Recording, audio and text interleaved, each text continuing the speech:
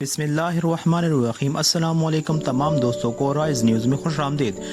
دوستو، ویڈیو شروع کرنے سے پہلے اگر آپ لوگوں نے ہمارے چینل رائز نیوز کو سبسکرائب نہیں کیا تو جلدی سے سبسکرائب کریں اور ساتھ ہی بیل کا آئیکن بھی دبائیں تاکہ ہر نئی آنے والے ویڈیو اور اپڈیٹ آپ لوگوں کو مل سکے۔ تو چلو دوستو، ویڈیو کو شروع کرتے ہیں۔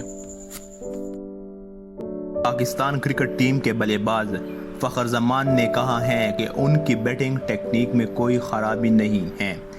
جب بھی کوئی کھلاڑی اچھی کارکردگی کا مظاہرہ کرتا ہے تو اس پر تنقید کی جاتی ہے، تاہم جیسے اس کی پرفارمنس اچھی نہیں رہتی ہر کوئی تنقید کرنے لگتا ہے۔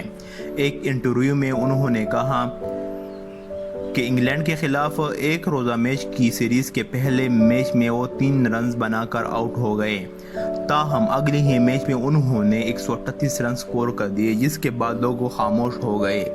ہر کھلاڑی ہر وقت اپنے کھیل کو بہتر بنانے کی کوشش میں مصروف ہوتا ہے۔ انہوں نے بتایا کہ وہ اب لمبی اننگز کھیلنے پر توجہ مرکوز کیے ہوئے ہیں اور اب تک کے کیریئر میں یہ ایک خامی رہی ہے۔